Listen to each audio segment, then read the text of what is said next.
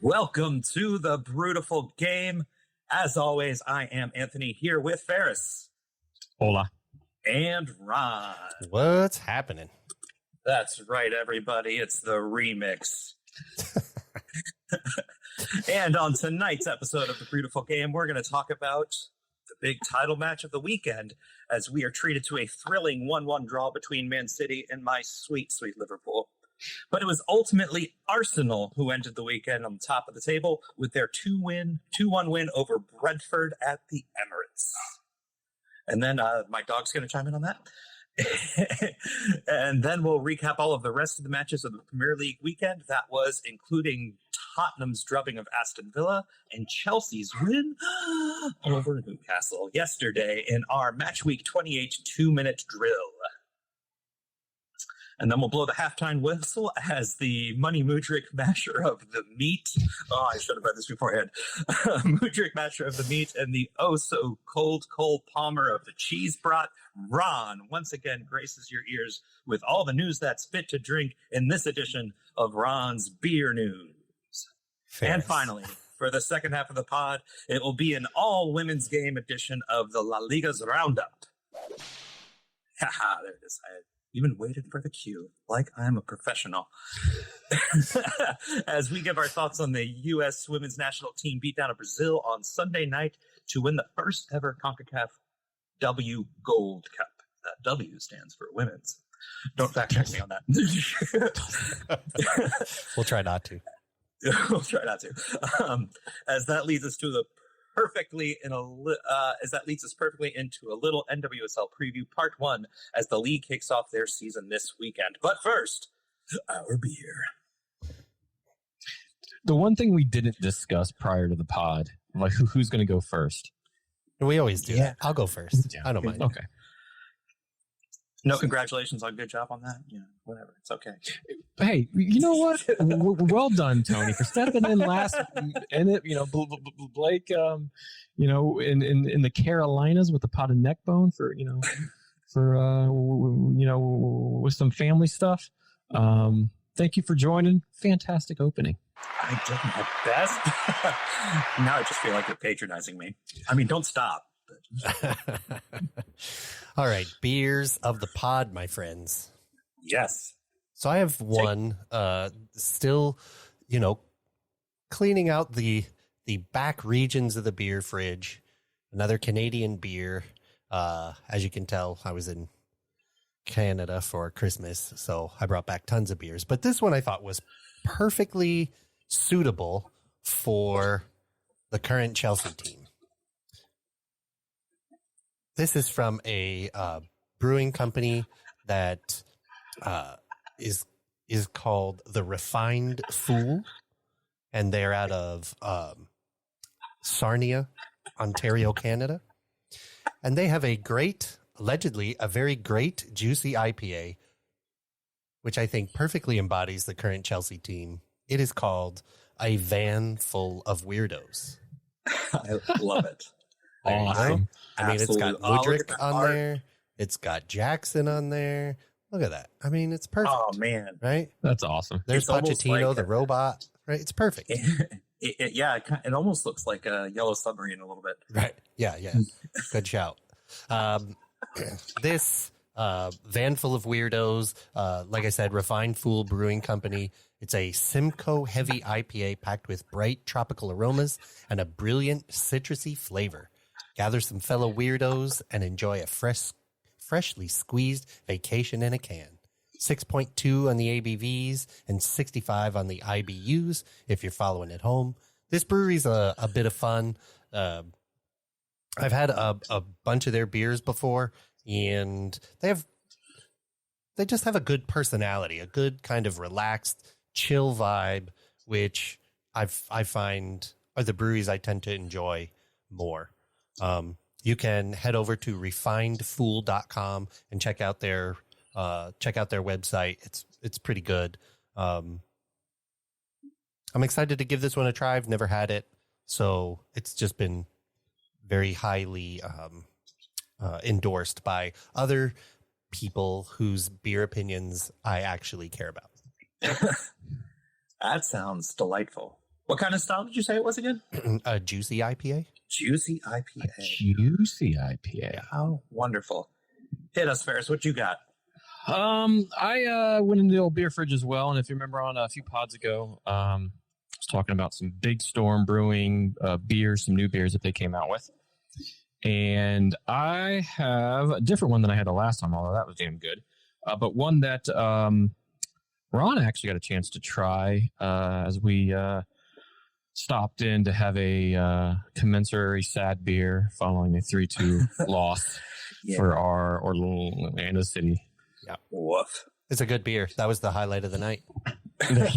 Exactly. But this is from Big Storm, Pirates Fortune Golden Ale. 4.4% on the old ABV, 2 on the malts, 1 on the hops, 0 on the fruit. This is a lot like the Bay beer that we have there, but I think a little bit better, more crisper. Very fun new can art, as I was talking about a few pods ago. Has a pirate. It's a very orange theme, which keep that in mind as my second beer might be in something else orange. Okay. But very, very, very cool. And looking forward to having this beer again because I've actually had it before because I got a 6-pack in there and a few are already gone. That sounds absolutely delightful. And there are some beers that are. I'm just going to go ahead and move on. It's going to be me. I'm running the show now, guys. I'm the captain now. I'm the captain now. Some beers are worth repeating. I have here, because I already had it in my fridge, a Hacker Shore Oktoberfest Marzen in celebration of years of my favorite German, Jürgen Klopp. Prost. You already know what that looks like, but I'll hold it up to you anyway. Yep. Heck yeah, classic. Classic Marzen. You have got to go to Beer Fest and try it fresh from the teat, as it were. I really, really want to. I took my dad out to lunch last week to Hollenbach's Willow Tree, which is up in Stamford, just north of Orlando. Really, really great German restaurant. But what a lot of people don't know is around the corner, they also own a German deli that sells a lot of German beers, German candies, sweets, cakes, all that stuff. So I saw a couple 6-packs of this left, which was surprising because it's a little out of season. Mwah. Have you tried anything from Andex at their store? I have not. You should. If you like the good German beers, I mean, this is. I visited the monastery. I mean, it's wicked good. We've had it on the pod twice, but I really recommend it because that is only one of 2 places in the entire U.S. you can buy any Andex beer. Wow. Okay. I'll keep that in mind. That's awesome.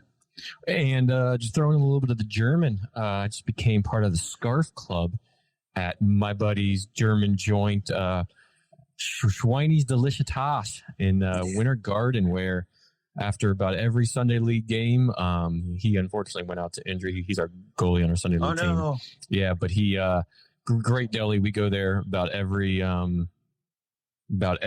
post match on Sundays to watch whatever game is on, and the game that we're going to get to here in a sec is where we watch it. But at Bitburger, and I got this awesome. I don't know if you guys can see it, but awesome. Oh, that's cool. Scarf. I love it. And so it's part of the Scarf and Mug Club. I don't know if I said that, but on the mug you can get it personalized, and I got it personalized with the Brutiful game. Nice. That is delightful. That's awesome. Love that. We mentioned them. They are not a sponsor of the pod, but we'd welcome. Not yet. We'd welcome them. Yeah, and it's again shout out to my buddy Chris, who owns a great German deli in Winter Garden with in the main downtown area where Crooked Can and a whole slew of things are. So good German joint. Absolutely. Well, shall I kick us off with the old Ray Hudson quote while we crack some beer? Hold up. While we crack some beer? Jeez. Okay. All right. I was going to say, did you forget something? No. Last time I failed and I opened my beer before we started. One of the many failures from last pod. Hey, at least we can hear you this one. Okay. In my defense, a couple of things. One, I text Blake and Ferris later that my mic was backwards in confidence, not expecting them to put it on the next episode. I have a career to uphold in audio, you guys. So I had just ordered a bunch of new gear, and I had packed up all my old stuff. And then, like, the next day, Ferris was like, "Hey, be on our pod." That's what Ferris talks like normally. Exactly. So it was a quick, like, pull it out of whatever box it was in and throw it together. And I might have accidentally put a mic backwards because the logos rubbed off, and I couldn't tell which was the first. Shut up. Anyway, I have all my new stuff now. Sounds a lot better, especially when it's facing my mouth hole. Yeah. And besides, look, if we're going to call ourselves out on stupid stuff we do on the pod, we're certainly going to call out a guest. All the time we do. Woof. Ray Hudson right, quote. gentlemen. Are you ready, gents? Please Let's do it, do. and then we'll do a cheers. This one is in honor of Nicholas Jackson of the Chelsea Football Club. My boy, Nick Jackson. Mm-hmm. Mr. Offsides 2024. Anyway, he stabs this with a beautiful rainbow and a big pot of gold is waiting on the other end. Magical, celestial. And celestial. Yeah, that's what he called I love how that just like tossed in there at the end. it. Yeah. Cheers, gents. Prost, boys. Skull. Oh, damn good beer. I've said this multiple times, but it's worth saying again. I love craft beers. I love all the local breweries. Really, they make my heart happy. But every time I have a Guinness or just a traditional German beer, I go, man, what are we even messing around with? It's Fair just point. perfect. I feel you on that. Sometimes there's just nothing can fill the void like a good German beer. Yeah, it's beer flavored beer. Coffee flavored coffee. I just want coffee. Yeah. All right. Take a picture. My picture is not going to be nearly as nice as everybody else's, but we're going to do it. The only person you have to really outdo is Ron, and that's very And tough, I won't, So best so- of luck. It'll be a picture of my desk with all the trash on it. But hey, it's going to work. All right. Is that it? We got our beers. How are your beers? Tell me about your beers. It's a golden ale. It's a simple golden ale, smooth, crisp. Color is golden. I have a second one that I will definitely be cracking here, but I'll enjoy this first one for our Premier League talk. Very good. The van full of weirdos is just that, full of weirdos. It's Very good. pretty typical of the juicy IPA style, but I think it's lacking about 40% juicy. Yeah. Yeah. It's Why more 40? it's more kind of straight IPA than it is on the juicy part. Now, do you like it more because of that or less? I don't know. I think it's good in its own right. The mouthfeel is good. Hand retention is great. Color is spot on. But when you're like, oh, I'm going to have a juicy IPA, like that's what you want, right? Yeah. This one's kind of missing that citrusy, fun flavor, like, that hits your palate right off the top. It's kind of missing that. Kind of like the beer that we had before the match, because the highlights of the match on Saturday here in Orlando were the beers over the match from our standpoint. But that New England one that Ron had that I had on the last pod a few things back, Bromance, Oh, right. and that's quality. Absolutely. True story. All right, gents. Shall we move on to some Premier League? To the footy. Why not? Ron, I believe you are first, according to the script by Mr. Glenn Ferris. Gentlemen, Man City won, Liverpool won. Right? I mean, I believe that was the scoreline. Yeah. The and match that almost killed me. on Saturday, I guess we're doing both of them in one shot there, Ferris. Mm-hmm. Yeah, we're just talking top of the table, baby. All right. So on Saturday, despite Aaron Ramsdale's blunder to end the first half, he came up big in the second half, and so did Kai Flopping Havertz. He was a little he was channeling his inner Bukayo Saka on Yeah, that. right. As he stayed on the pitch and netted an 86-minute game winner to send Arsenal to the top of the table. Hoo-wee. Then the following day, we were all treated to one of the most thrilling 1-1 draws between two heavyweights as Man City and Liverpool had a bit of everything from the tactics, goals, penalties, injuries, VAR controversy, and finally, Pep versus Klopp in what very well could be the final Premier League matchup between these two legendary managers for the foreseeable future. So, gentlemen, thoughts and takeaways on the title race?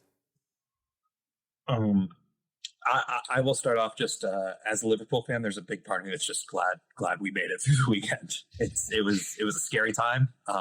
And Ron was telling me the night before at the Orlando City match, like, but you have a chance this time. And I said, that's what makes me nervous. So I'm glad to get out of there with the draw. A win would have been obviously much, much better, especially with how tight everything is. But, you know, it's Klopp versus Pep. It's been a draw most of the time, and it kind of felt right that it would be a draw. You know, just two very evenly matched teams. Yeah. Glad to get out of there with a point and not embarrass ourselves, especially with Klopp's kids starting. You know, remember we have 11 people out, and even a lot of the people that are back are only partial match fit. You know, Robertson didn't come in till late. Salah didn't come in till late. Like a lot of players coming in late in the game because they're not really fully match fit. So the fact that we were able to hold them at only one goal and got anything past their defense is, I think that's a win for us. Do you think it should have been a second penalty shout on the Doku McAllister controversy? Absolutely. We're going straight there, are we? Oh, yeah. Okay. I mean, I say absolutely, especially with all the other things that are called, and all the other times that I've been told, yeah, but you know, it doesn't matter that he hit the ball first because he hit ankle a little bit after the ball. Then why was that different in this case? That should have been a high boot. That should have been at best a penalty, but possibly a sending off as well. But I'm not going to say we lost the match because of that. I feel like there's other things we could have done a little bit better. But it was kind of a shame to see something that should have been, at least he should have been called over to look at it on the screen. You know, I probably agree there. I think in the end, the result of 1-1 was fair to the match as a whole. And, you know, a late call like that is so tough. I don't blame the ref for not making the call. And nor do I really blame VAR here. I think, yes, you can have it, but the way the match played out, when at least I watched it live, I didn't get first impression or say, hey, that's a pen. You kind of looked at it and went, ooh. Yeah, I have to have a second look at that. You're used to flying sidekicks 100%, because you're a Zlatan 100%. and that should have been a hell of a lot better. But, you know, on the whole of the day, a very well worked set piece that Pepe and his staff certainly saw for how Liverpool defends that piece, and that led to the John Stones first goal. I mean, I think without question, a penalty there that Alexis McAllister just absolutely calmly put away. Yeah, so it was a lot of back and forth. There was a post hit, a crossbar hit, if I'm not mistaken. Yeah. There was counterattacks. There was offside. I mean, you had a little bit of everything in this match. This match has everything. That was so much fun for, you know, and you know, a full strength squad for Liverpool would have been fun to see. But as you said, Tony, a lot of these games in the past, the one earlier in the season, ended in a 1-1 draw. Mm-hmm. So, yeah, what do you got about it, Ron? I think what was kind of galvanizing for Liverpool in this is that once Stone scored in the 23rd, you kind of thought, okay, here goes City, right? You know, that's kind of their MO. So you figure, well, now they're just going to, you know, before halftime, it'll be, you know, 2-0. But the Liverpool defense and more importantly, the Liverpool midfield really seemed to tighten up and help protect that back line to prevent those diagonal runs and those overloads that are so typical of City's attack from the wings.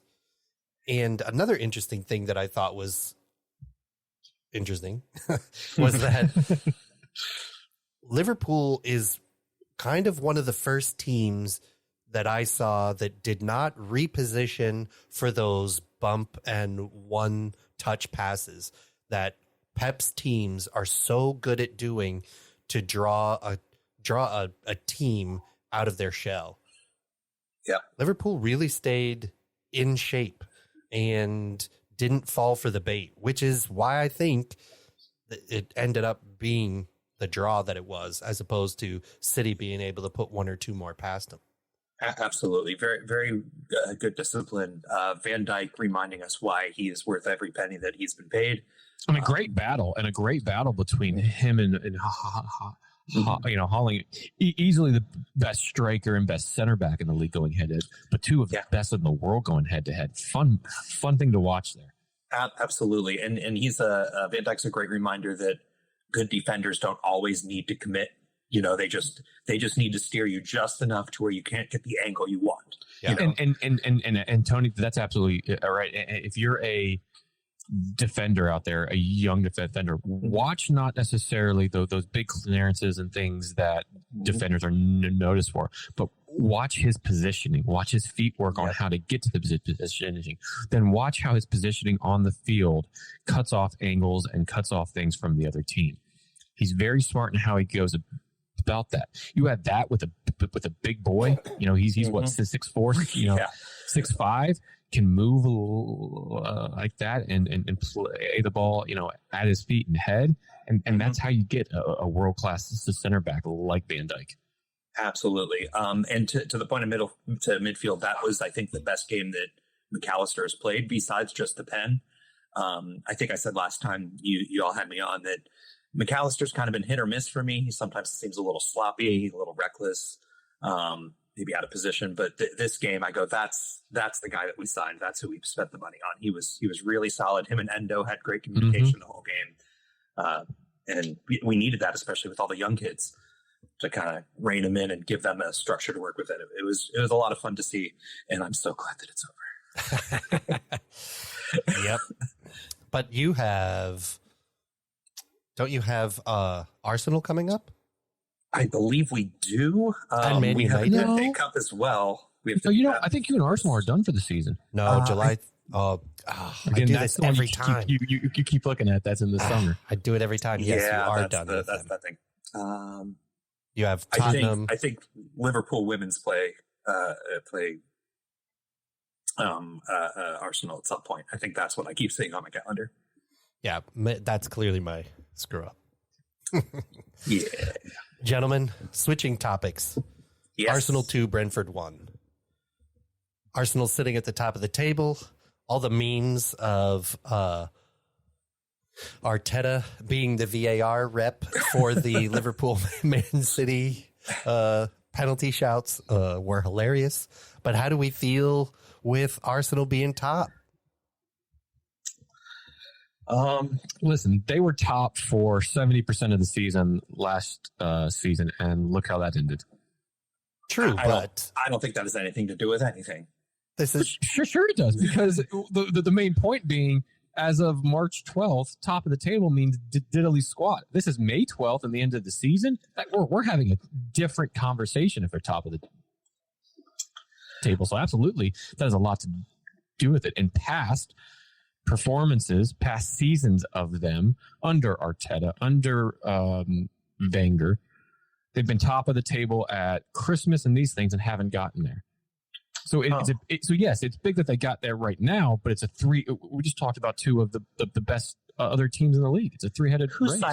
Whose side are you even on, man? Nobody's. Although I did see something. He just likes picking on Arsenal. So I did see something. Was it Sportsbet or OddsBet or something? Put out a poll, and a drastic number of Manchester United fans did this vote, and an overwhelming number, like plus 50%, would rather see City win the title than Liverpool or Arsenal. Well, that's because if the cup's in your city, it's the closest you'll ever actually be to it. No, it's because we did everything in the city first, and we didn't have to take oil funds coming in to Perfectly win legitimate oil funds as soon as if you say the so. news comes. As soon If you as they say change so the with the rules, as soon as they 200 change and the some. rules, we'll be able to say it's perfectly fair. Very, very, very true. We'll get Anyways. to that later. But yeah, I think Man City has to play Brentford in a couple, or has to play Arsenal in a couple weeks. Do they not? Yeah, March 31st, maybe? And if Arsenal takes that, that might be it. We're kind of If in you a beat the situation- champs, right? I said it all last season. Oh, They beat the Jesus. champs. Then, hey, listen, that's confidence, and you're beating the team that won it last year. You're beating them in the business end of the season. Then I think the odds do switch there a lot if that occurs. I mean, we are, and I'm sure it's very exciting for neutrals. It's less exciting if you are one of these teams, but we are definitely in a situation where Arsenal, Man City, and Liverpool need to win out. Yeah, there's not really an option around that. We And Arsenal. Yeah, Man City, Arsenal, Liverpool all need to definitely win out because you can't count on another team dropping points. Agreed. Do you think that Kai Havertz should have even been on the field to score that last goal? Because Thomas Frank certainly did not think so. It's a flop, right? And flops are usually granted with what? Yeah, I don't know. How many yellow cards has Bruno Fernandes gotten? He doesn't Touche. flop, though. What? He's a baby just rolls around. Oh my god! He doesn't flop. What? That's the biggest load of horse you have ever said. No. Bruno Fernandes doesn't flop. He's a baby. I've Oh my openly God. said it. He's a baby. He'll get touched, and then he'll go down as if he got shot. But that's just not the same thing. Havertz completely flopped here. And to Thomas Frank's point, he goes, I almost wish, he said it in some post-match with BBC, I believe, I almost wish they would have called the pen because then they can have a look at it and go, oh, no, he flopped. Now I can issue a card to him. Yeah. Where they can't VAR a yellow card infraction if it's not called on the field. Right. Allegedly. So it's not a VAR problem here. Right. It's just the ref, the ref made the decision. Was it the right decision? Well, he also wasn't in the greatest position to see the fact Right. that it was a flop. So that, I think you gotta cut the ref a little slack in that respect. He Well, can't be in the perfect position to see everything. And listen, Arsenal pushed a lot of that game, and Brentford had to defend with everything they had. So if it wasn't Havertz that scored that goal, it probably could have been anybody else. But it just adds to it that it was the person that flopped moments earlier that then led to this goal. And credit where it's due. A lot of people questioning Havertz being on that team, but that goal was very nice. That didn't seem like a accidental goal. Yeah, he scored in the past few for them. Mhm. So He's finding his feet. Go for it, Ron. Oh, I was just saying he's finding his feet. Mhm. He's Absolutely. really starting to come into his own on that team. But I think the more interesting question that I think I texted out to our larger friend group is that the end of Ramsdale? I mean, so many mistakes. And that leads to Brentford being able to score that. And is he gone in the summer transfer? I hope for him he's gone. Yeah, I was going to say I hope for him that he's gone. I think he can use a fresh start somewhere else. I think he's a talented kid, and I think there's a lot he can do. He just kind of needs to. I think he needs to start over somewhere. Yeah, I agree. It was an interesting. Men in Blazers had a really interesting tweet or X post or whatever we call it now. The Twitter X. Aaron Ramsdale was the first player off the bench to congratulate shootout hero David Raya, the man who took his place in the team. That kind of team unity you can't buy. You can't command it. It just has to be nurtured, unleashed, and in massive moments like this. So today was a Champions League match for Arsenal, and they ended up winning on penalty shots. And then Aaron Ramsdale first off the bench to congratulate Raya. Absolutely. So that's a bit of class, right? Like, absolutely. And it seems genuine, not like this is the right thing to do. And I think he's in the right headspace, I think. And we were going back and forth on the text, not necessarily we, but me and Blue Lake were going back and forth in text, because I asked a question of is when he made that blunder, is his confidence shot, right? Which hard not to be when you had the season you did last season. Somebody then comes in from the outside to start for you. And by the way, they're only on loan. Yeah. And you're pretty much dropped to the bench. And as we were going back and forth, Blake mentioned something about the professionalism of it. I said, well, the professionalism really has nothing to do with the confidence. The professionalism is what you saw today. Mm-hmm. The confidence is what you saw on Saturday. But the confidence isn't 100% there. The professionalism on how he's been all season on the bench and how he has been the first who could congratulate Raya and stand and clap when he makes good saves and those things on the bench. That's the professional side of the game. It's two different things that I think it's hard to imagine from a Ramsdale point of view what is all going on in his mind and that kind of constant mind treadmill that's being played with his, career there. Also, I think. Sorry, go ahead, Tony. No, you go first. I'm the guest. I think there's a really interesting analogy in that Keanu Reeves gives in, I think, the movie called The Replacements, which that movie is generally marginal at best, but the gem of this is of that movie is when Keanu Reeves is talking about. You are on the field and you make a mistake and it's in your mind and then you make another. Mm-hmm. And then it's in your mind again and you make another. And the more you try to struggle and be mindful of the mistake you are making, the more it's like quicksand and the more you kind of continue to make those mistakes until you're able to honestly shrug that off.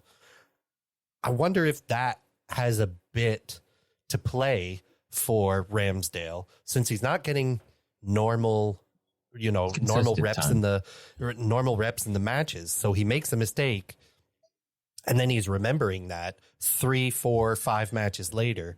Okay, the last one I was on, I made a mistake here. So really be careful. And he's thinking, I'm going to make a mistake. So it's a self-fulfilling prophecy. Maybe I will say that it shows a lot to his focus and his confidence and professionalism, all the above, that after he made that blunder so early in the game, he rallied and pulled himself back together, because that's the hardest thing. And the fact that he made it through the rest of the game, I think will hopefully, for his sake, not for Liverpool's, save him from going down that path of you make another mistake. Because it's like, hey, I was able to rally that day. I can do this. I earned my place here. Real quick, just because you mentioned it, we forgot to mention in the Liverpool match with Alisson being out. I think if he leaves or if he's not there, Kelleher for you all is the next starter. Oh, he's excellent. He's I'm great. A big fan of Kelleher. Sorry, didn't mean his facial hair is a little too neat for me. It makes me a little uncomfortable. It almost looks. It's like uncanny valley. It looks painted on, man. But other than that, he's great. I mean, if Ramsdale's going in the summer, just sort of have the final shout about this part before we move on. If he's free in the summer, we'll take him at Chelsea. Well, you know what just can you afford came to my mind? I mean, he's going to come cheap. Sure. What if Arsenal and Brentford do a swap deal, right? Because Raya's only on loan. Yeah. So what if they decide just to do a swap deal? We'll send a starter, right? And Ramsdale over to you. We get to keep Raya. Yeah, I can see that happen. Yeah. I forgot Raya was on loan from Brentford. Yeah. It's entirely possible. Interesting. Shall we move on, gents? Yeah, probably for the best. All right. Let's recap the rest of the matches from match week 28 in our world-renowned, worldwide known, popular, ever so popular. With the grandmas. 2-minute drill where we ask one question and or one statement and or just have a smart-ass comment to go with it. And I'll start us off. With 2 penalties, 2 penalty takers, 1 player to draw them both, Manchester United get back to winning ways with a 2-0 win over Everton that started the weekend. And we asked, did United deserve the 3 points? And I'll answer, no, they don't. They play terrible, but they did deserve those pens. Garnacho deserved those pens as he drew both of those. And Rashford and Bruno slotted them home. So it was the pens that won. It was Garnacho that won. Other than that, United were terrible. I mean, I got everything I want out of this match. I got to watch Everton and Man United look like trash. So I got to just take what I can get. I mean, there were very limited excitement in that match as it was. And I figure Man United being in 6th and Everton being in 16th, Man United should have won that game. It was, I tell you what, it was an early game too. So getting up at 7:30. Thank God there was pens to, wake me up out of a doze there ever so often. But right. They didn't deserve it, but they got away with it. I'll tell you. Hey man, the only stat that matters is that one. Yeah, exactly.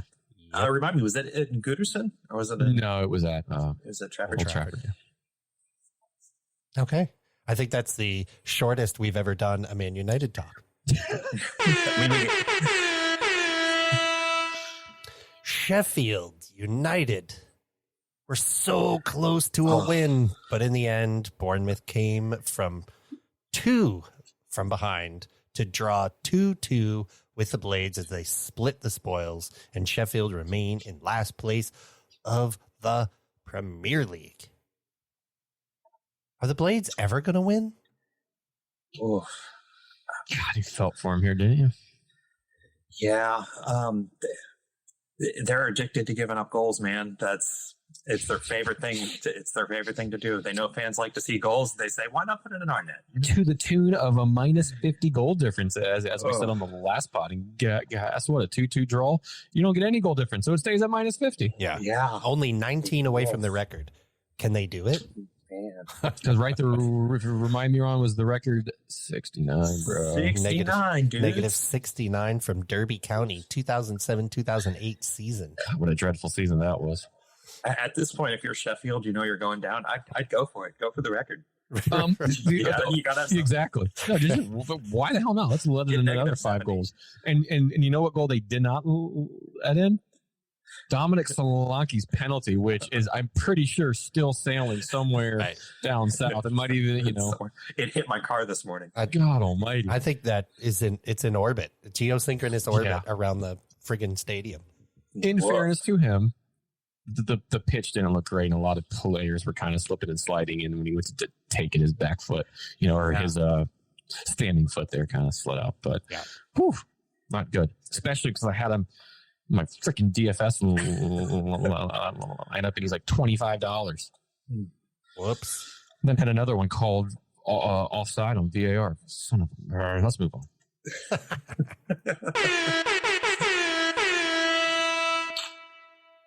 Crystal Palace, too, were so close to a win. So close. But it was the sneaky old hard-working Luton Town who had other plans as Collie Woodrow netted for the Hatters in the 90th plus 6th minute. Luton remained 3 points and 1 goal difference away from safety. Will they achieve that? I want them to. I want them to be up so bad. They just have such heart. Yeah. And at home, here's the thing. I want to see, Jimmy's tub outside of the stadium. Mallory's clothesline waving in the breeze. Like, that's got to stay. Here's the thing. Can we 3, who are all in the same text thread as Blake and friend of the pod Phil, I'm going to put it in that text thread. But can we 3 make a pact right now that if Luton stay up, we all buy the home kit? Yeah, I would do that. Phil won't buy it. It'll be too fun. That's Phil doesn't buy But I think we all buy, because we bought a Bournemouth kit the first year, right? We bought I bought a Sheffield kit the first year. I say we all get a Luton kit if they stay up. If they don't, then they don't get our 35 pounds or however much they're down to at the end of the season. Yeah. I mean, why not? Why wouldn't you? The kit is pretty nice. Yeah, and you look at it and to the point of the question of do they stay up or not? You look and they don't look that much worse than Nottingham. Like they've been unlucky a lot, but they don't look that much. Or Everton. Yeah, or Everton. Or even Brentford. Yeah. Yeah. I don't know, man. It's tough. It's tough. I don't know if they can. I would love it if they did, but I was just looking on their website, and their website is really difficult to find the actual kit to buy. Is it? Do they have you have a harder time finding the kit as they do finding the net? Apparently, it's but all not like a hard of time as they do to finding George's oven and brand new fridge. Yep. And watch out for Mallory's clothesline. See, they just don't get to practice a lot because they try to practice sometimes, and it's like, oh, Nigel's having his birthday party on the pitch. We can't practice. Oh, that's hilarious. He's using it for his 65th wedding anniversary. That's brilliant.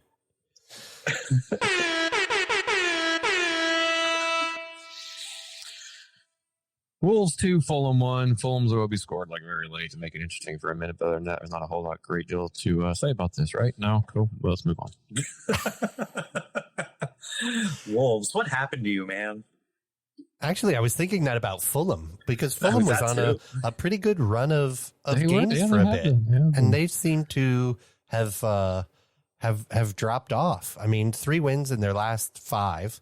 And then, obviously 2 losses, but -4 goal differential. I feel like they're not playing to their potential right now. They got Tottenham up next. Yeah. So, listen, I'll always turn on their games. I think I sent you guys a picture on Saturday when, because Luton and Everton were the main game on NBC on Peacock. I had up this game, and it's just, when Fulham tend to lose, they tend because they kick themselves in the foot. Right, mm-hmm. It's their the demise of their own downfall at times, In the equal right, they really earn those goals. Alex Obi has looked great in the past few games. Just Wolves, just a little bit too much here, and a well-deserved win for them. Absolutely, yeah. As a quick side note, the Luton Town kit is only $59 US. But wait until June 1st. That bad boy is going at £35.99. Yeah, exactly. You wait. Yep. Tottenham absolutely handle Aston Villa in a huge match for 4th place as the Spurs put 4 past Villa as McGinn also sees red, which I think was a little light, but okay. With this win, it moves Tottenham to within 2 points of 4th place Villa. Will Tottenham overtake them? I say yes. I say yes. I think they will. I want to go back to what Rod said in a minute, but I will say it's almost more heartbreaking for the Spurs because you see games like this and you go, see, you have all this talent. Where is this every other game? Yeah, but that's kind of the Tottenham story, right? Yeah. And it should be noted here that red card came after Tottenham was already up 2-0. Tottenham scored, right? Yeah, and the goals were 50 and 53rd, kind of shortly thereafter half. So it's not like it played that much effect. It's not like they got the red and they scored all four goals. Right. And Ron, I agree with you, but in nowadays game, probably a straight red. What I agree with you on is that the person on Tottenham that the tackle was on got up almost instantly. Yeah. Almost instantly and went right after him because it wasn't a cleats tackle. It wasn't a leg breaker. Right. It was a tackle that you would see, right, that you would see and wouldn't even be a yellow. It would be a foul, but not even a yellow if this is the late 90s, early 2000s, right? A Roy Keane type of challenge, yes, but a lot more people got hurt back then too. So very true. Look, a lot more people had broken legs back then. Right. I think this guy, I wouldn't have given it on the pure fact that you watch the person get straight back up and go after him. To me, it's a hard yellow, and then you have VAR to kind of chime in and say to make it. But the ref almost instantly pulled out the red. I agree. See, I'm not so sure. I actually disagree with you guys because I think it was a reckless challenge, and challenges that are that reckless, you have to give the red now before there's an injury. You're a Liverpool fan. All of your over the years Bruno, have been reckless. Bruno just fell down. AKA Skirtle. Oh my God. Skirtle's tackles, Gerard's tackles. They're God almighty. It was hey, gents, let's see how many reckless challenges we put in character we only challenges. got 2 minutes. I don't need you bringing up stuff from 2014. Okay. Yeah. But I think you have to stop these things before there's an injury. My only argument is if that's a red, then the Liverpool one definitely should have been a red. Yeah. Right. And in the end, it's the inconsistency of a lot of these calls, right? The inconsistency of VAR that we get so upset with. Right. It's not that they missed or made a bad call. It's the inconsistency at which they kind of draw level type fouls there and then have widely different calls for. Mm-hmm.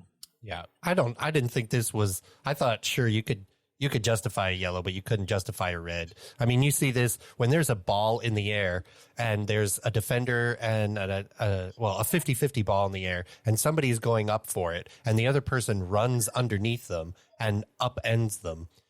That's dangerous.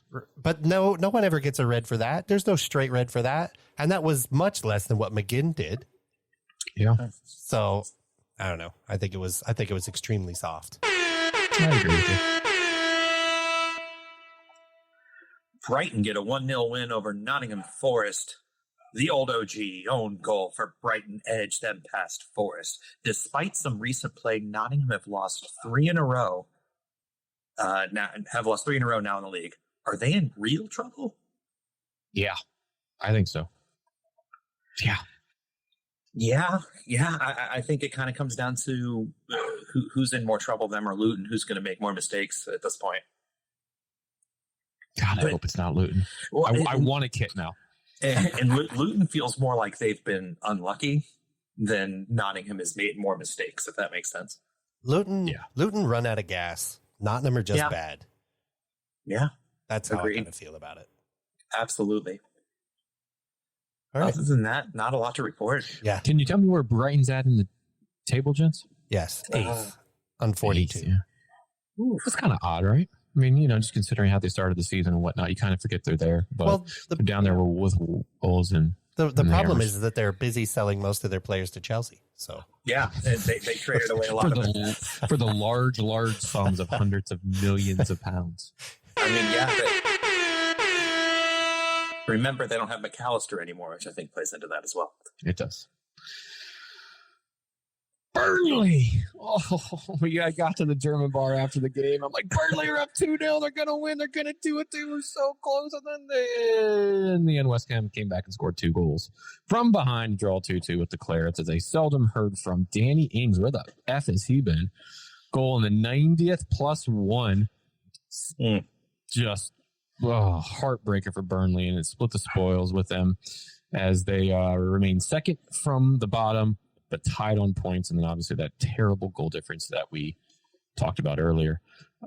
Gosh darn it, Burnley. Without looking at the table, can anybody say how many wins Burnley actually has?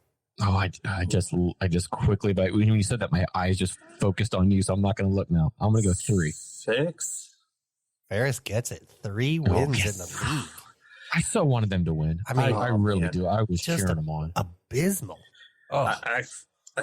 I feel like you look at Burnley and you go, man, you guys are terrible. And they go, yeah, but you should see the other guy. And then they look at Sheffield. Yeah, right. Fair point. You're not wrong. Chelsea. The Blues see out a big 3-2 win over Newcastle for the ultimate mid-table mediocrity as Chelsea moved to within 1 point of Newcastle in 10th. Nicholas Jackson. Read it. Ferris's one true love in life. Because he certainly isn't mine. It says, for you, this is for you, my one true love in life is Nick Jackson. Nope. If he were shot out of the club with a rocket, it would be too slow. Listen, a few games ago, Ron's talking this mad in our thread about Nick Jackson, and then like a minute later goes on to score. This might even be back-to-back games that he scores now for him. He also, Ron, you texted us something after that goal that just said, "You guys, he finally has as many goals as yellow cards." True. Really. He's gone. Can you believe he's gone 5 matches without a yellow card? But the good news is he's called in the Newcastle match. He called for the ball from an offside position 11 times. What in the hell are you doing in a professional football club? Hold on. This is a bit harsh. Listen. No, it's not. He's played 24 matches this season. He started 20 of them. He has 9 goals and 3 assists. That's pretty darn good. You know what would be even better? If his off the ball play was any good. If he wouldn't put himself in an offside position for people to have to not pass it to him. Sterling does not ever pass it to him because he's always in an offside position. He might have friggin' 50 goals and be the next Erling Haaland if he wasn't offside so much. He has 0 vision, and he's lucky he's scoring most of these goals. He's not some wonder phenom, because if he This was a good flick. This was a good flick for the first goal. It was an accident. This was not he purposely flicked it. He knew what he was doing. It was a hockey-ass goal. Like, take a slap shot in and then just get your stick there. You know where you're trying to. No, what he did was he knew what he was doing. No, he didn't. He just put his foot in the way of the ball, and it happened to go in. That's it. There was no mastermind, devious plan of how amazing his geometry is. Because if that's the case, he'd have scored way more in any of the Nick matches. Jackson kit so bad. We need to make a bet that gives you a Nick Jackson Chelsea kit. Mudryk scored in this one too. You're out. Yeah, you are coming to life here. A couple of $100 million plays. That second goal of his season, it made him worth all the money. Bye-bye, Nick Jackson. I hope you go in the summer. I hope I don't see you next year. Nothing personal. You're just terrible. Poor Newcastle. Poor Newcastle. Really, they have next to Liverpool. They probably have the most amount of injuries. They're having a time. Yeah, good for them. Anyway, I believe that finishes our Premier League wrap up. What is that, Ron? Is it time for your beer news? Yes. So, Tony, that's me. When I was, I think pod 225, maybe, I gave an impassioned speech about brings chills to me right now about the bill that was trying to be passed in Tennessee to limit and eradicate the sale of cold beer.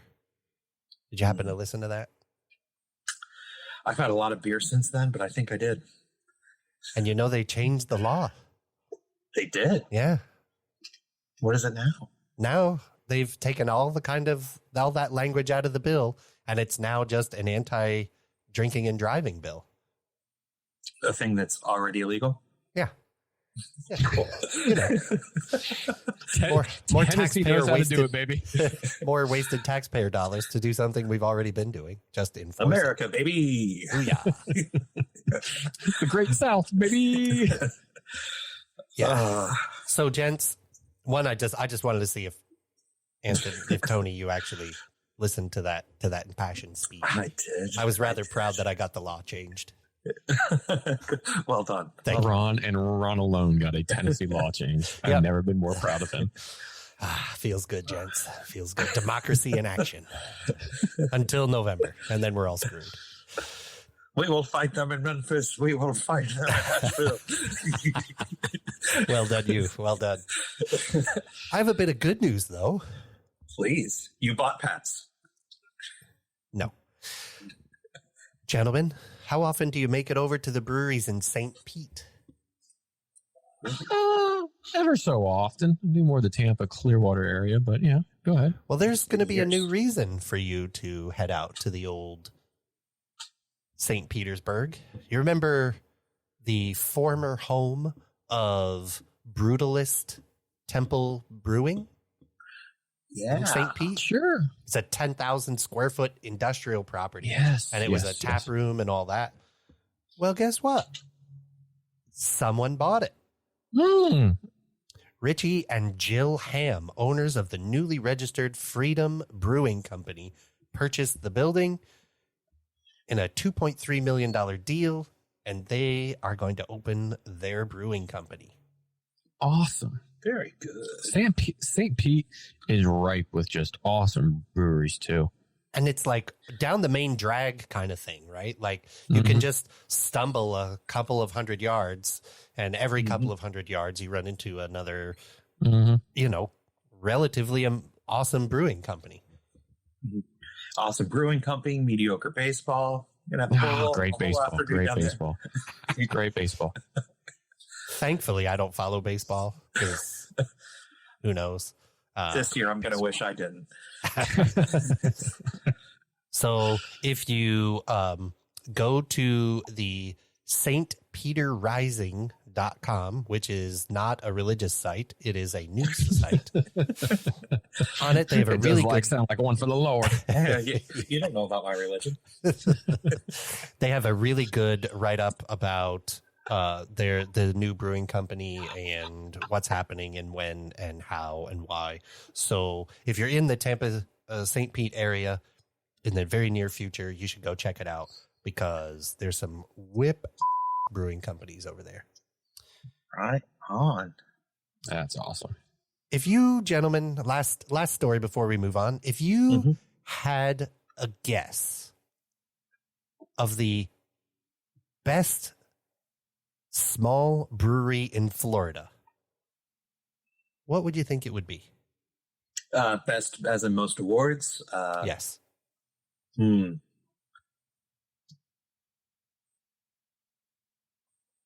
I know Ivanhoe's won several, but I don't know if it's Ivanhoe. I want to default to like Cigar City or something. Yeah, but I small brewery. Oh, small brewery. I guess they are. Yeah, that's their point. Those guys are not small. No, they're not. No. I'm going to say Ivanhoe Park. I'm saying something out of Miami. Interesting. Tampa, Florida. In historic Ybor City. Barry Howe's Beer Company. Oh, that's an awesome joint. I've been there before. No kidding. I don't even know that one. It's like a German style brewery. Very, very good. Yeah. Okay. Yep. I've been there before. In the Florida Beer Championship, they won the esteemed title of Best Small Brewery in Florida. They have quite a laundry list of award-winning beers, like a Vienna Lager, a Dunkel, a Czech-style lager. They're just crushing it. And since they opened their doors in 2019, 42 accolades. Wow. For this brewery. Awesome. Including a gold medal at the 2022 World Beer Cup. Wow. Awesome. So another reason to hit some Tampa brewing companies, because we on the map, yo. And I think I'm going to crack another Tampa, actually in Ybor now.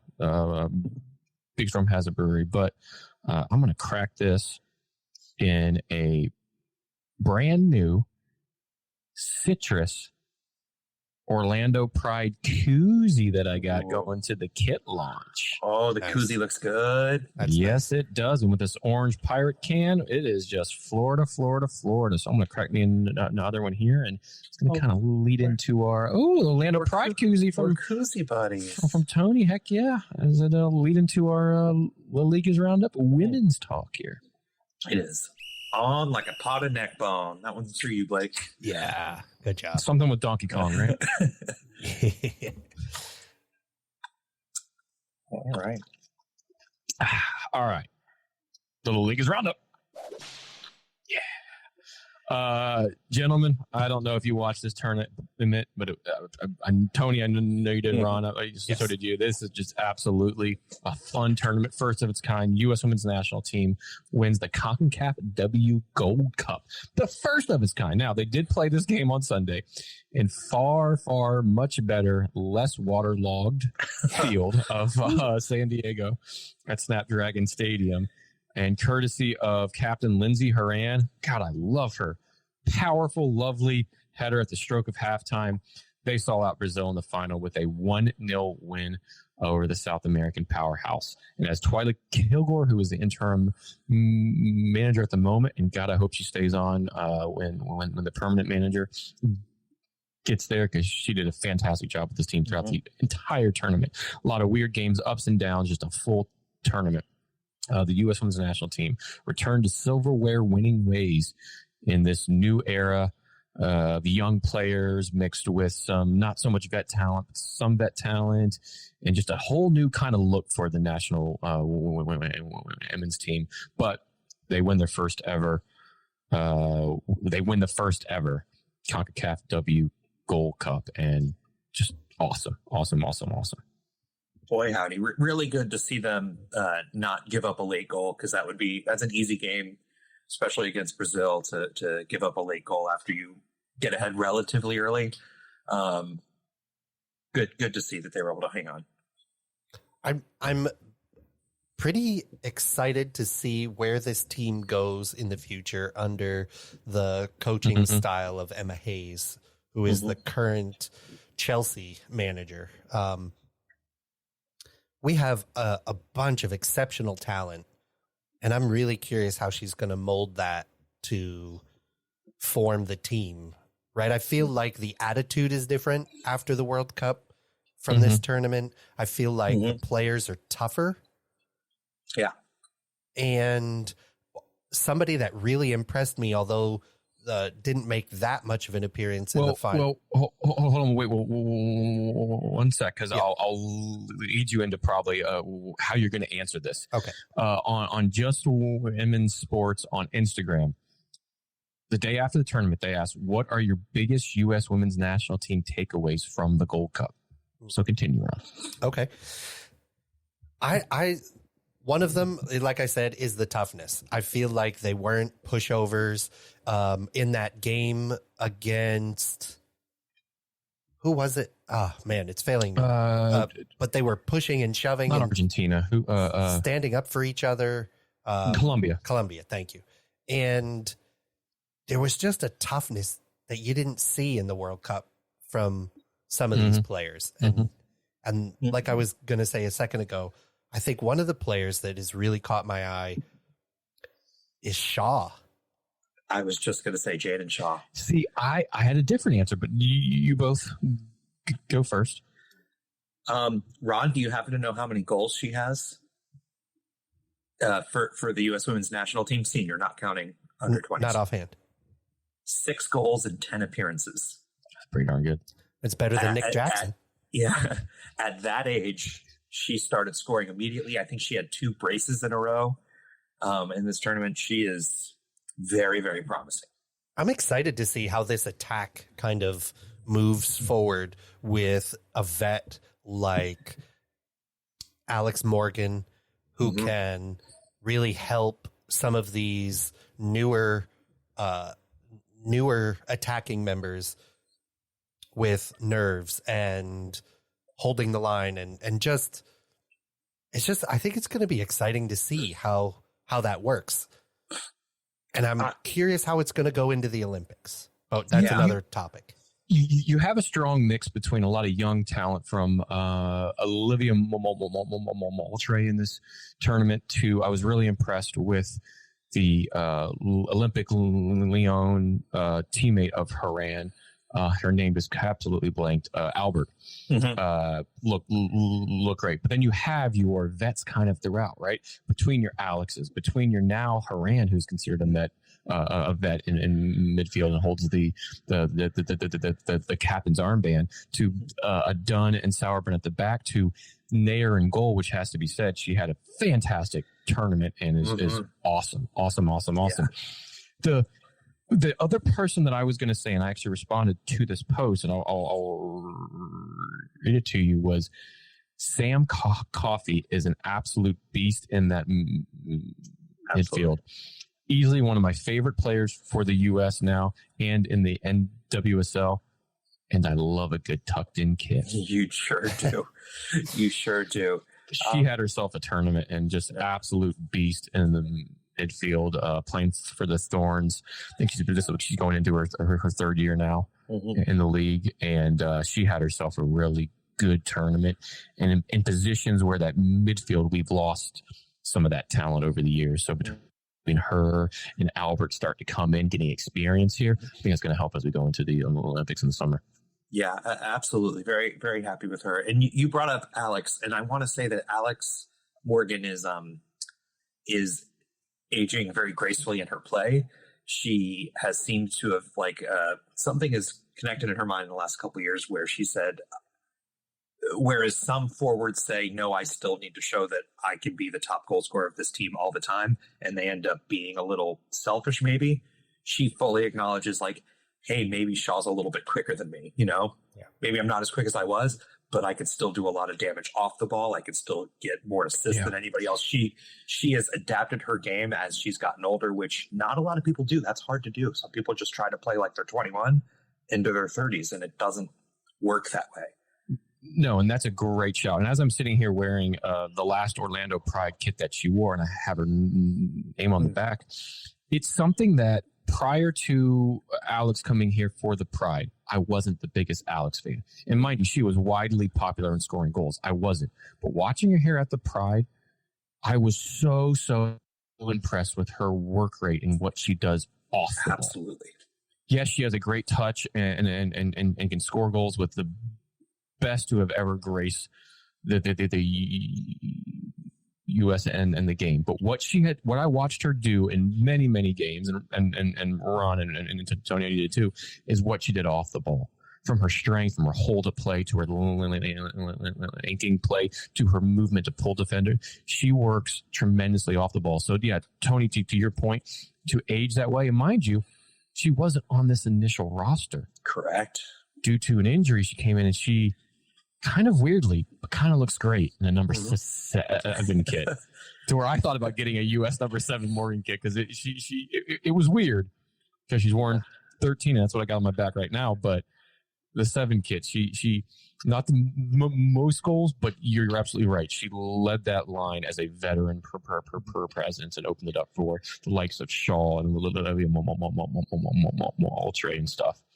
And she's competing with Jackson for the offsides record. Gotta love her. But there are certain players that can't wait for that proposed offsides rule to come through where you have to be entirely past to the defender. I like that. Because she is always if I would have clipped my toenails this morning, I would have been on. Yep. Look, I'll take Alex Morgan to the Chelsea men's team over Nicholas Jackson any day of the week. I tell you what, I'm playing the EAFC game, and you can now play with the females in the ultimate team mode. And many years ago, I put out something saying, I wish an ultimate team I can play with Wayne Rooney and Alex Morgan up front. And gents, guess what I'm playing with now in this game? That's awesome. And mind you, it's an ultimate team, so you play against other opponents online. And I was able to get my hands on doing the squad battle for a 92 Alex Morgan card. And listen to these stats that she has for this from playing online against other players. She's played for me in this. She's played 114 games and she scored 108 goals. She is a beast in the game. She is an absolute beast, and it's awesome to play with her. It's awesome that they're in the game. It's awesome to see this game growing so much. Because as we're going to talk here in a sec, all this news with the NWSL that is growing the game has been absolutely fantastic. Yeah. Now I want to play that game because I just want to see Lindsay. I want to play with Lindsay Horan. I have her on my team too. I want her to play against Man United because I want to see her take out Bruno Fernandes in the midfield. That's my midfield pairing there. I have a 93 Bruno and an 89 Horan. You just named it. She is far tougher than Bruno is. She's by far tougher than Bruno is. God, you guys aren't going to. Absolutely. Bruno is somewhere calling for a red card because we said his name too many times. Oh, absolutely. But that man can create with the best of them. God, he's awesome. All right. Moving on. We're going to do an NWSL preview, but it's only going to be part one. As when Blake is back on the pod, we'll do our official picks for the season.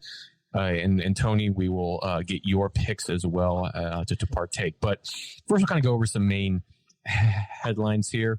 There's been so much. We're probably not even going to cover, half of them. But we'll do our best to kind of quickly go through these. Has to be noted, 2 new teams added to the ranks of the NWSL, actually, and a former captain of this team is now the head coach, and Amy Rodriguez, as the Utah Royals are once again back in the league, and it's awesome. It's a state, it's a town, it's a city that needs this team, because this team is going to maybe not have the best first season, but with Amy at the helm, who was their former captain, this has just reinvigorated that area, and awesome for Utah to join. And what a class player Amy Rodriguez was. And I don't think she gets enough credit because she had so many peers that, played a little bit longer and were so good. But, man, you got to love Amy Rodriguez. Yeah, absolutely. And then the other new team in California, Bay FC, with a very baseball-esque logo.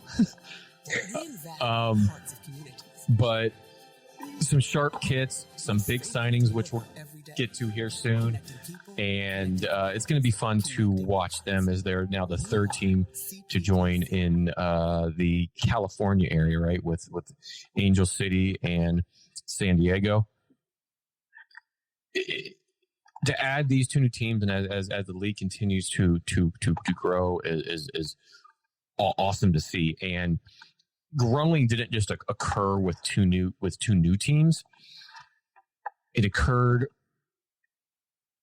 with the first stadium in the world purposely built for women's professional sports coming to Berkeley Riverfront Park in downtown Kansas City. Ron, what do you guys say about that? CPKC Stadium holds 11,500 screaming maniac fans for the Kansas City Current. Like you said, it is allegedly the first women's soccer specific stadium in the world. I'm not sure, certainly in the US, but I'm not sure about that in Europe. But either way, it's super cool to have a soccer specific stadium just for this league. And CPKC is the first official naming rights sponsor. CPKC is a combination of 2 historic railways, the Canadian Pacific Railway and the Kansas City Southern Railway, which is why this is such a cool thing to happen in Kansas City, right? This is the first single line rail network that connects Canada, the US, and Mexico. So it's very cool that, these guys are the naming sponsors, because there's quite a bit of history with this rail line and the Kansas City. So I think it's going to be a pretty awesome thing to be able to go there, and they're going to play in their own home ground, and it looks beautiful too. It does. It looks quite stunning. It cost $117 million at Berkeley Riverfront Park. Like you said, it's the first purpose-built for the National Women's Soccer League. And it is a 50-year lease agreement with the Port of Kansas City, which is where the stadium is located. Did not know that. Yeah. Wow. And they have their first game, I believe, Saturday, correct? Saturday at 1. I believe so, yeah. Against Portland? Oh, good home opener. I think. Big team. Let me make sure I'm not lying, because I sometimes am a dirty. No, you are correct. You are correct. 1 p.m. here on the East Coast, 12 p.m. in the time zone of Kansas, which is what the hell is that? Central. Yeah. Central, thank you. It would be a lot of fun to be at that first home game. Oh, yeah, it would. It'll be electric there. Mm-hmm. So first NWSL match of the season, because they play Challenge Cup the night before. They play Orlando there on July 6th. I'm thinking of a road trip. Oh, that's not a terrible call. I'm thinking of a road trip to go to that stadium to see the Pride there. You got a little bit of 4th of July in there, so it's around a holiday. Let's see if we can plan that, boys. That's a good shout, my friend. That is a very good shout. I've never been to Kansas City. You some barbecue? I'm sure they got some good breweries. Kansas City ribs? Let's do it. Let's plan it right now. Let's absolutely do it. Okay. I'm on it. I love it. Thank you. Done. As the official travel agent for the Brutal Game, I'll take care of it. Done. And with all of these new things, there was also this massive TV and streaming deals. Tony, you want to fill us in on that? So there's now multiple ways to watch it. They are going to have games on CBS. There's going to be games on Amazon Prime, a new app called Script Sports, and actually ESPN. Back, kids, right? ESPN. All have streaming rights, also some on TV. It's not all streaming. The deal was agreed to in the offseason. It's set at $60 million per year, totaling $240 million for the term of a 4-year deal.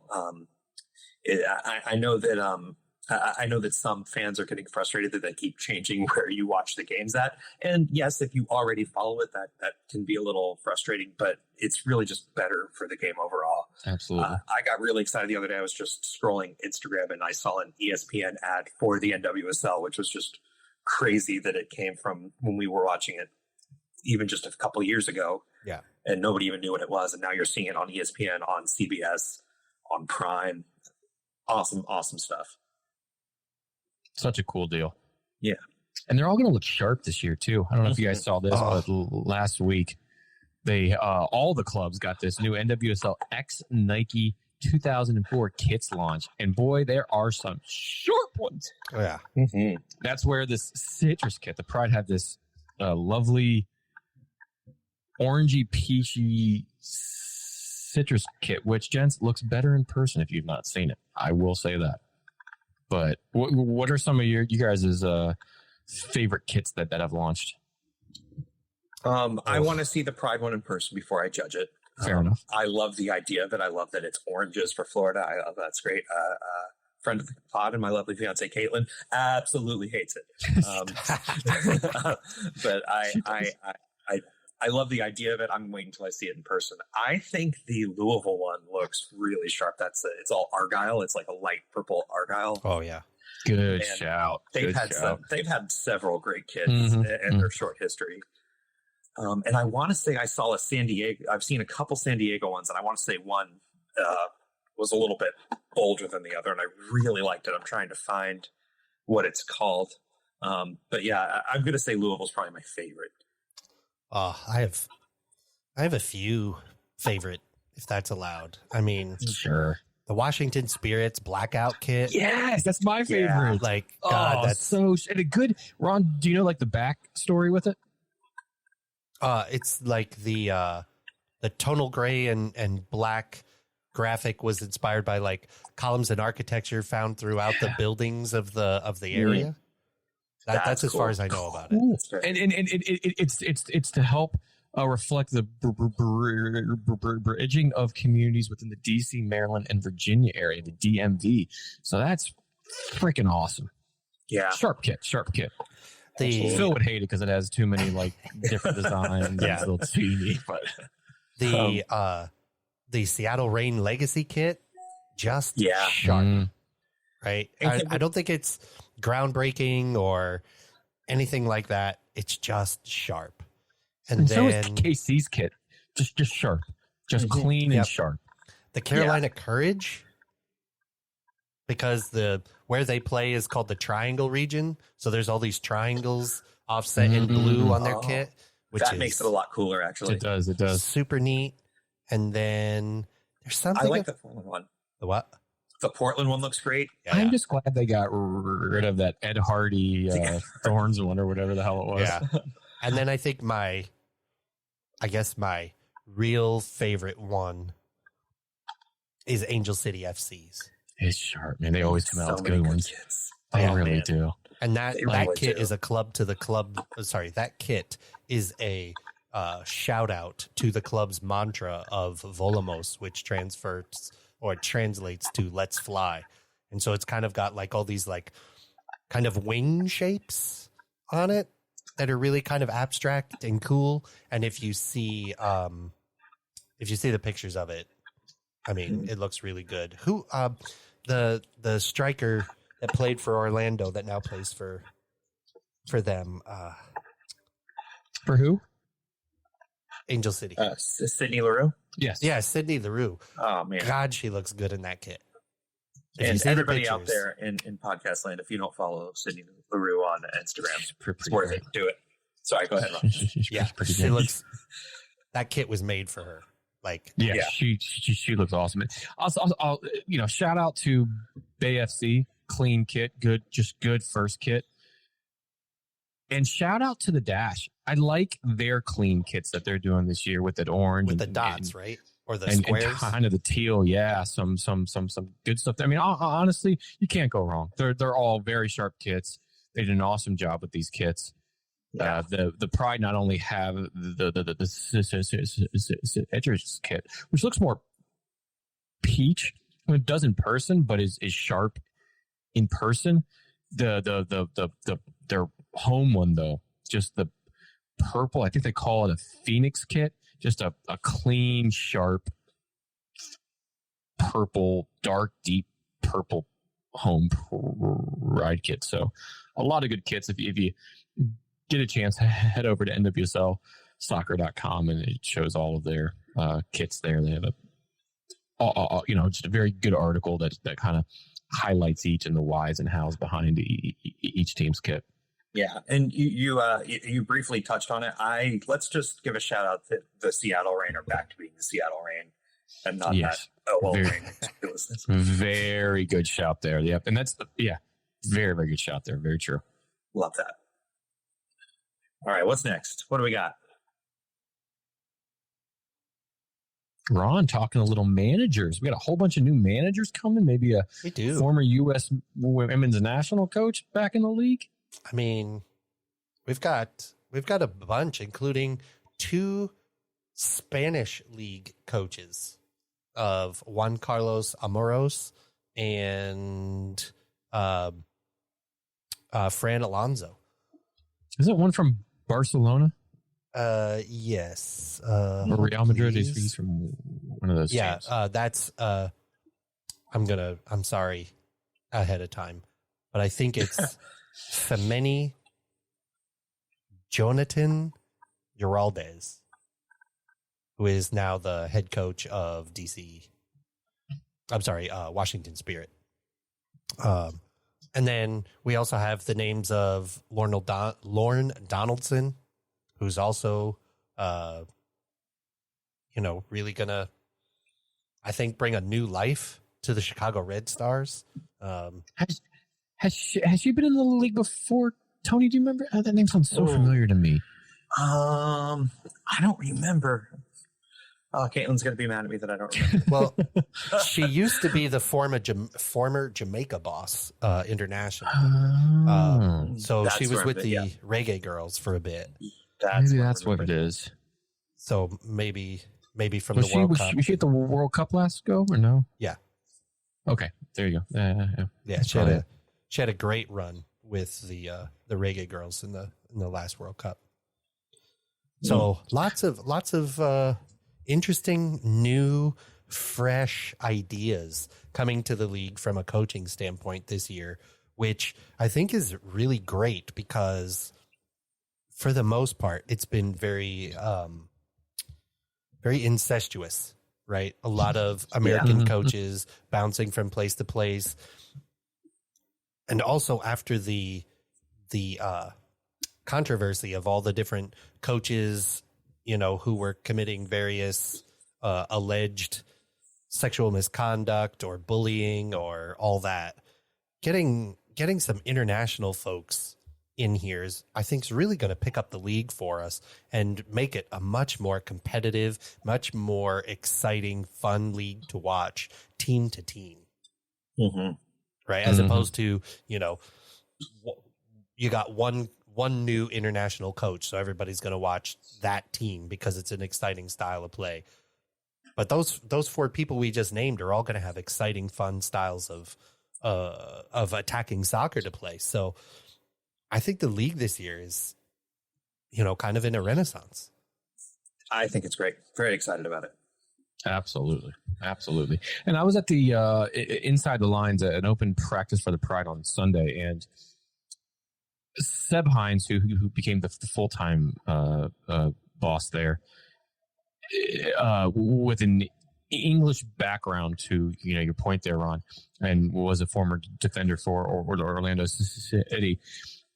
The in-syncness that he has with Haley Carter on the GM level was really at play there, as they answered a bunch of things and went through a litany of things. And you saw how Seb Hines, a new full-time manager last year, kind of turned the Pride around. And he almost made the playoff. So the level of impact that managers can have on this league is so big. So with a lot of these new folks coming in, Endo going into KC, it's shaping up for a very exciting season. And of course, it's not just managers that are coming in. So many moves in the off season. We'll try to get through a few. I'll run through a lot of the free agents, and then we'll kind of discuss and go from there with some of the big moves that were made. So in terms of free agents, many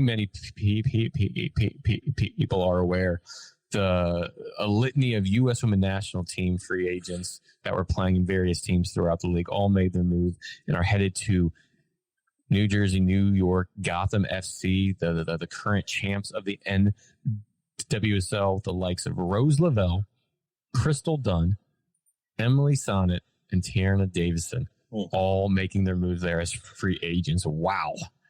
That's awesome. The champs just got even stronger. And you'd say that, and you're not wrong, until the Olympics come and all of them are gone. Correct. Yeah. Correct. We have to keep that in mind. Some other notable free agent moves include big names like reigning midfielder Angelina, who joined our Orlando Pride along with Simone Charlie, who unfortunately just got a knock and will probably be out for the season. But they joined our Pride. Unfortunately, U.S. Women's National Team defender who played that lovely ball in for Haran in the Gold Cup, Emily Fox, left North Carolina, is now playing for Arsenal and doing a wonderful job there. While another defender who actually was on the team that won the World Cup, Casey Kruger, switches from Chicago to Washington. Kind of vet of the league, Shea Groom, moved over to Chicago Red Stars from Houston. Savannah McCaskill, who is another kind of vet of the league in a way, moves down in California from Angel City to San Diego, while former Pride player Danny Weatherholt moved over from Angel City to North Carolina. And those are some of the big names, but there was other free agents that just stayed in, the same club. Two legends of the game and legends of Portland, actually 3, I'm sorry, Megan Klingenberg, Becky Sauerbrunn, and Christine Sinclair all signed deals for a year through the 2024 season, while Tazara King re-signed with Seattle, Merritt Mathias re-signed with Angel City, Desiree Scott re-signed with Kansas City. Our Kylie Strom re-signed through the 2026 season with our Orlando Pride and had herself a great year last year. And then the big one in the offseason that stayed and is now, I think, the highest paid player in the NWSL, Mal Swanson, formerly Mal Pugh, re-signed a massive deal through the 2028 season with the Chicago Red Stars. So excited to see Mal play again after that crushing injury right before the World Cup, when she was at the top of her game. I can't wait to see her play again. until she's playing Orlando and scoring 18 goals. Probably, but so many more moves. But just it's awesome that was it last season, Tony, that they introduced free agency into the league? Or was this the first season? Yeah. I can't remember. I thought it was last season. Yeah, I think it was. I thought it was last last season too. I think it was last season. Who's your favorite? Yeah. Excuse me. Who's your most anticipated signing that you kind of want to see there? That didn't stay with the club, but that joined another club. There's a lot to choose from. I was really excited to see Simone Charlie here in Orlando, but sadly, like you said, season-ending injury for her.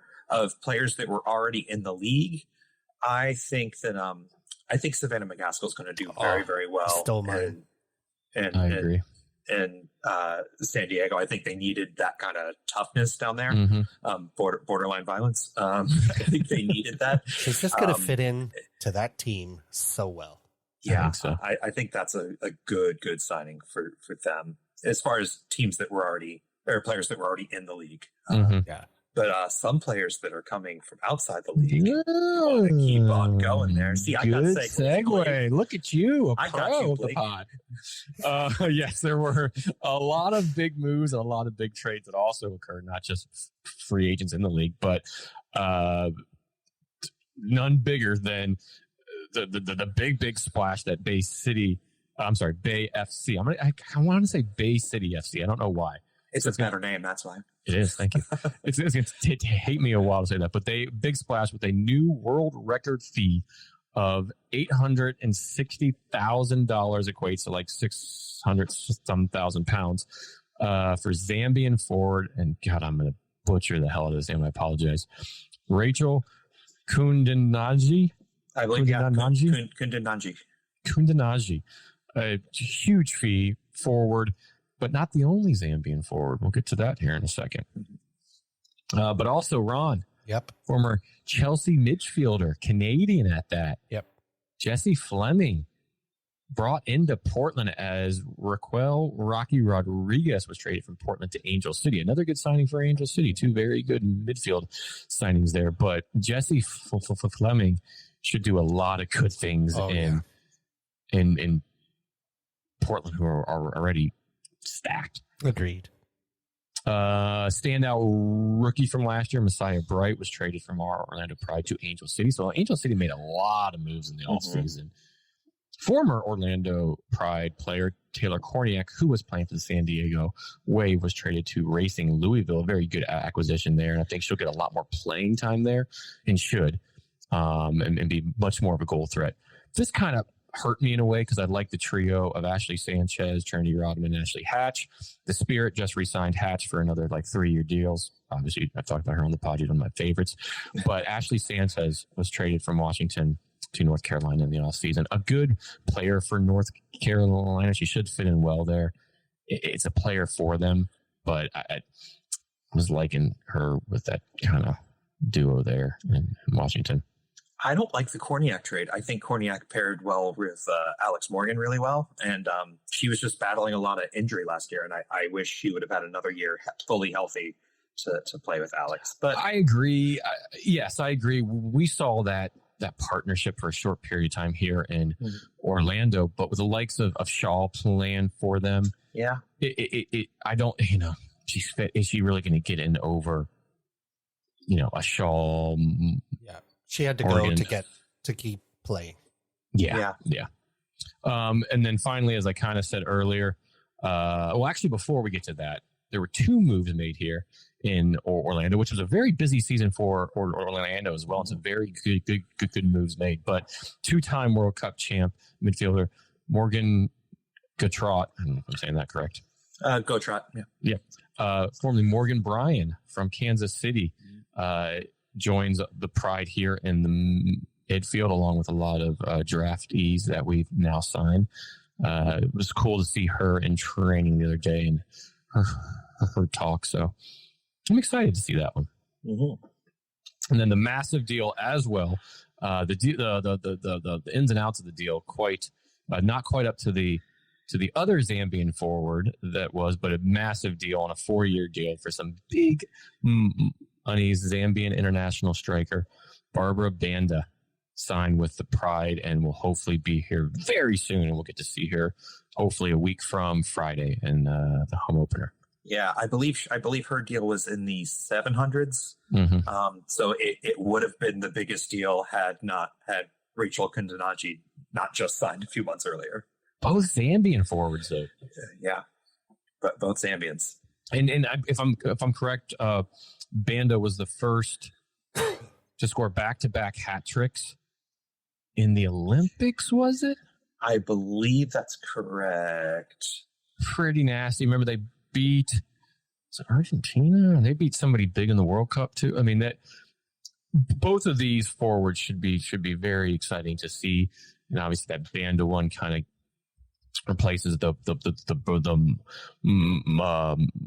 Messiah Bright hole that she did so well last season. Kind of an interesting trade there if you want to look more into it, but there's some personal things and just wanted to go back home and that sort of thing. But yeah, some very big moves, big splashes from a lot of the NWSL team. And you can head over to the Equalizer. You can head over to Sport Track, to NWSLsoccer.com, and you'll see just a litany of various signings, re-signs, trades, all sorts of stuff.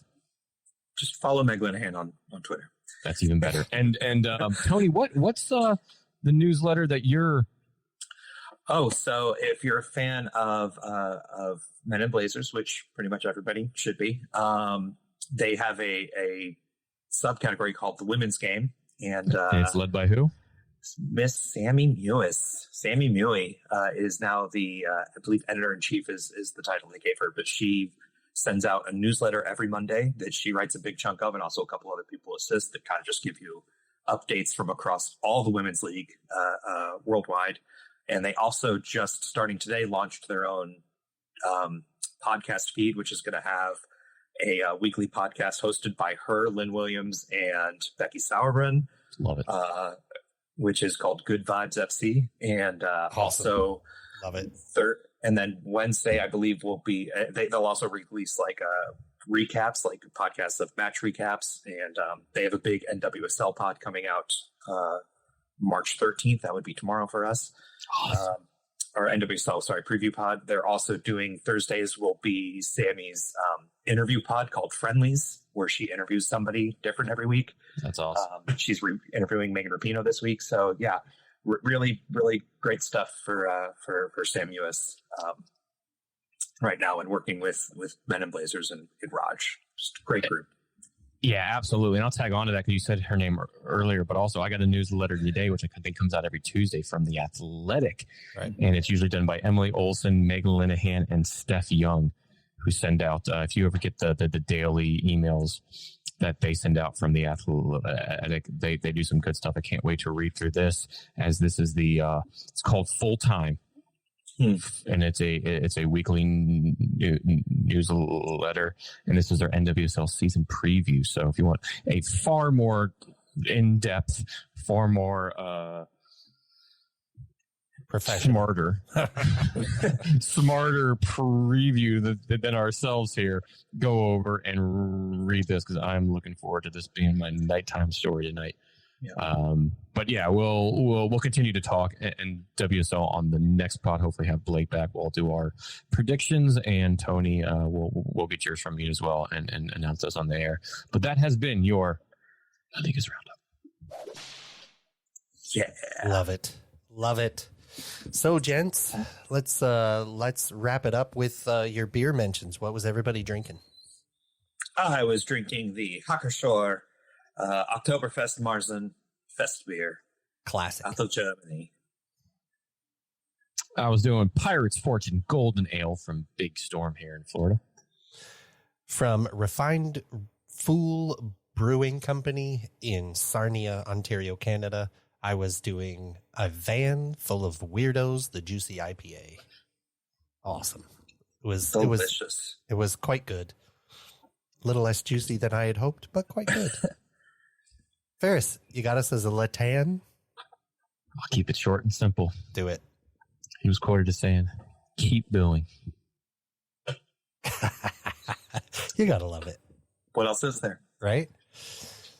I don't, because I'm not Blake, I don't really have any good dad jokes, even though I'm a new dad. I've been focusing in other places, so I don't really have the dad jokes. But while you guys were talking about the NWSL, I was doing some more research about Berkeley Riverfront Park in downtown Kansas City, where it's basically right on a port, and they had to demolish a whole bunch of old buildings to begin construction on the Kansas City Stadium. And there was an old cheese factory there from like the 1800s.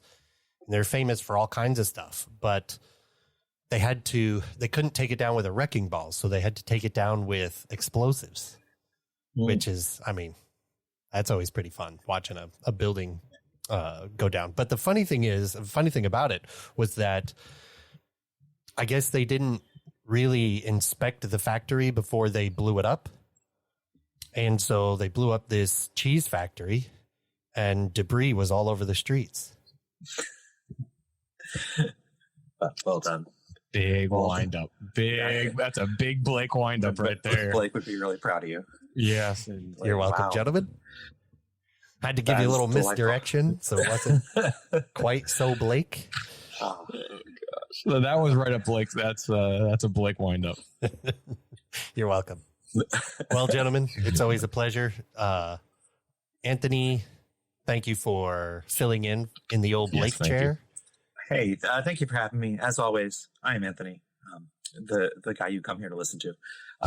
Make sure you follow us, and by us, I mean the other three, on Untapped, on LiveJournal. I don't know what you guys have. You got stuff. Look for it. You're not. Go to social media and look up the Beautiful Game. Blake just signed us up for something, and he sent it in the text today. And Ron and I were like, "What the is that?" It's called Blue Sky or something. It's supposedly the guy that used to own Twitter that now is starting a Twitter like. I have no clue, but Blake was all jazzed about it, and Ron and I both are like, our tags were like, "What did you sign us up for?" Yeah, like, what is this?